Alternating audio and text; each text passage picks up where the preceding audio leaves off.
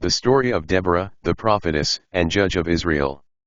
It was a time of turmoil in the land of Israel. The people of Israel were trapped in the cycle of sin and oppression. The land, once blessed with peace and prosperity, was now dominated by foreign invaders. For years, the Israelites had turned away from their God, forgetting his promises and commandments. The Canaanites, under King Jabin of Hazor, had oppressed them severely. Their chariots of iron, fearsome and invincible, kept the Israelites in a state of constant fear and subjugation. Amidst this dark period, God raised up leaders known as judges, men and women called to deliver his people from the hands of their enemies.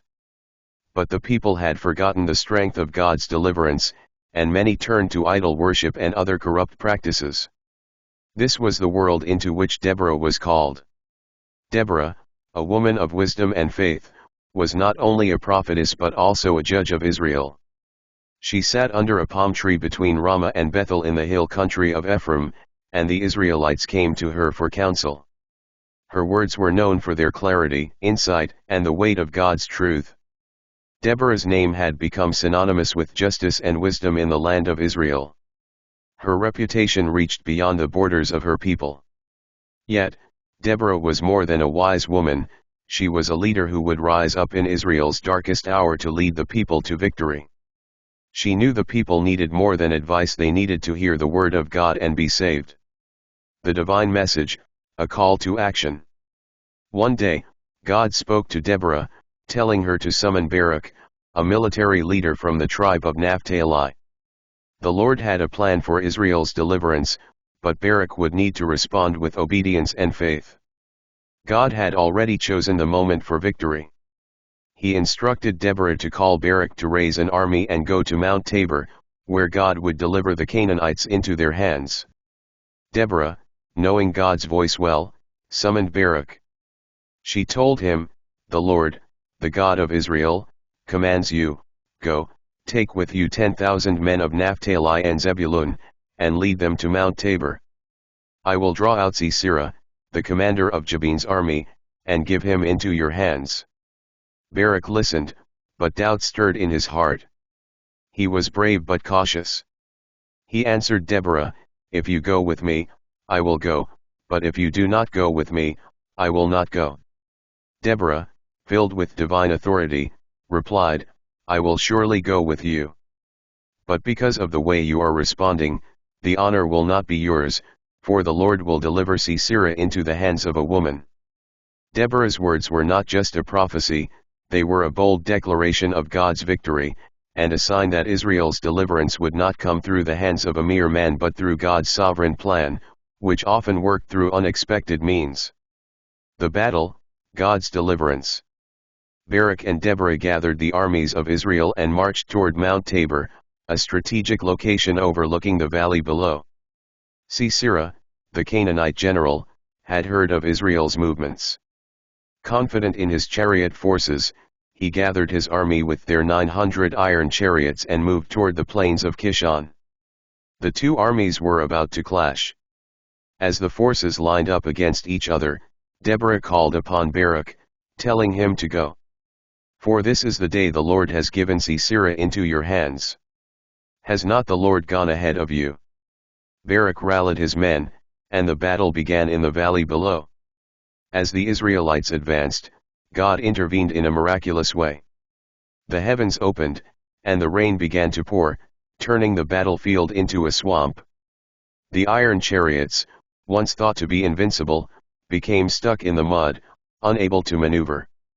The advantage shifted in favor of the Israelites, and God caused confusion among the Canaanite forces.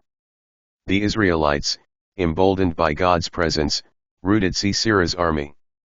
Sisera, realizing defeat was imminent, fled on foot, leaving his chariot and his soldiers behind.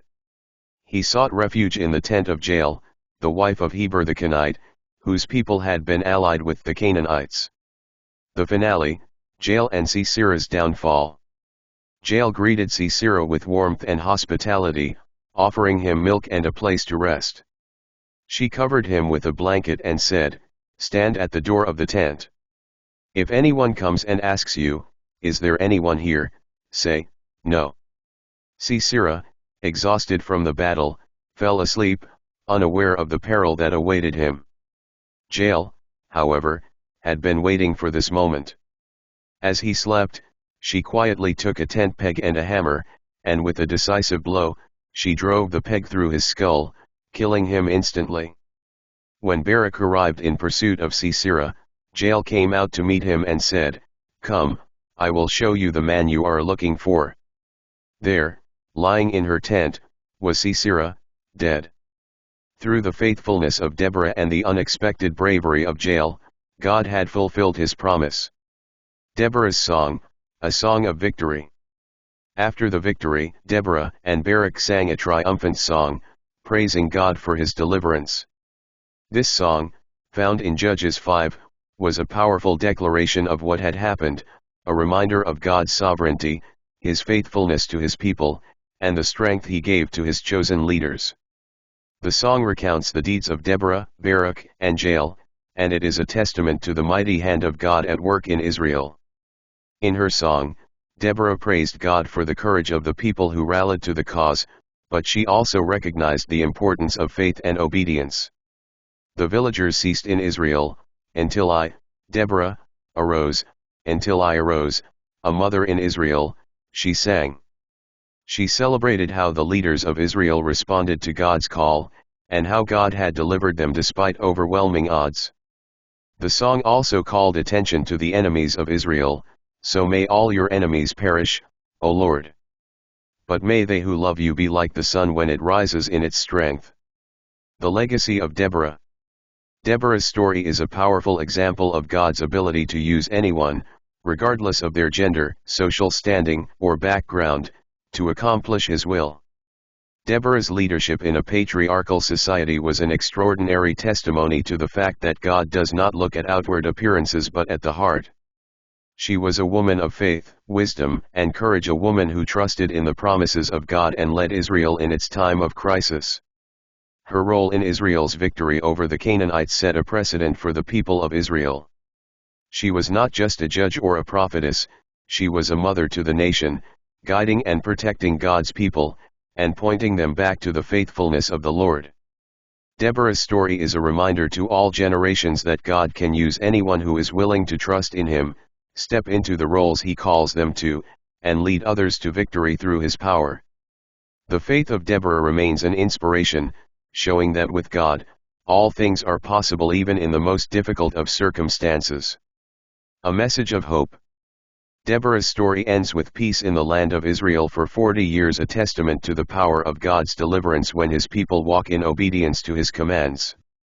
But the story of Deborah is not just one of military victory, it is a story of God's faithfulness, his empowering of leaders, and his call to his people to rise up and trust in his strength. In a world that often overlooks the voices of women, Deborah stands as a beacon of courage, wisdom, and faith. Through her life, we are reminded that God's call transcends all barriers and that his plan is often fulfilled in unexpected ways.